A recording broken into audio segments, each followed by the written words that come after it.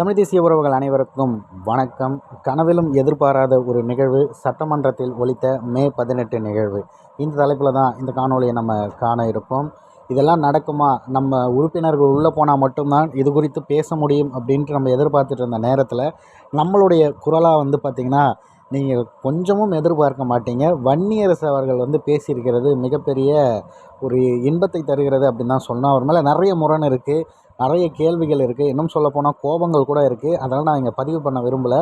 அதெல்லாம் நம்ம தினசரி பார்க்குறோம். ஆனால் இந்த விடயத்தில் அண்ணன் செய்திருக்கிற ஒரு சம்பவம் இருக்குது பார்த்திங்களா, சட்டமன்றத்துக்குள்ளே, அது மிகவும் மெய்சிலிர்க்க வைக்கிறது. இன்றைய தினம் மெஜாரிட்டி காட்ட வேண்டிய ஒரு சூழல். இந்த இடத்துல யார் ஆதரவு, யார் எதிர்ப்பு தெரிவிக்கிறாங்க, அப்புறம் யார் விலகி இருக்காங்க அப்படிங்கிற ஒரு கணக்கெடுப்பு அப்படிங்கிறது நடந்துகிட்டு இருக்குது. சட்டமன்றத்தில் நடந்துகிட்ருக்குன்றது எல்லாருக்கும் தெரியும்.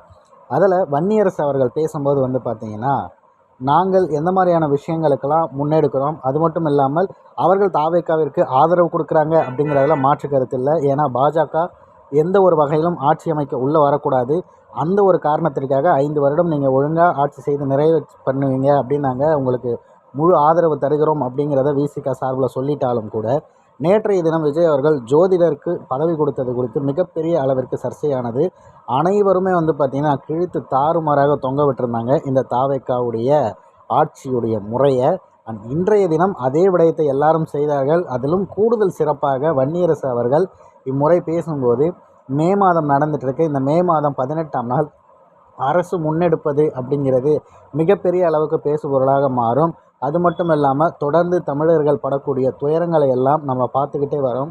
அதற்கு தேசிய தலைவர் முன்னெடுத்த அந்த விடயம் என்ன அப்படிங்கிறதெல்லாம் தெரியுங்கிறத சட்டமன்றத்தில் பெயர் குறிப்பிட்டு பேசினது மிகவும் வரவேற்கத்தக்கது. அது மட்டும் இல்லாமல் அதை பேசி முடித்துட்டு தனி ஈழம் அமைப்பதற்காக தமிழ்நாடு அரசு நடவடிக்கை மேற்கொள்ள வேண்டும் அப்படின்னு சொல்லிட்டு பதிவு பண்ணியிருக்காருங்க.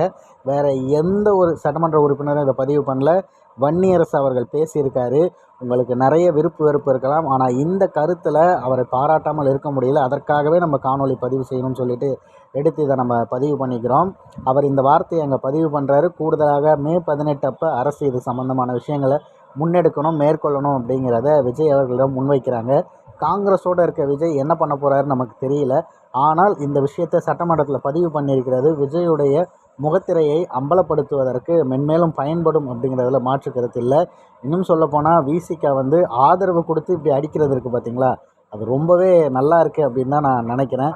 விஜய் அவர்கள் இதற்கு என்ன முடிவெடுக்க போகிறார் அப்படிங்கிறத பொறுத்திருந்து தான் பார்க்கணும்.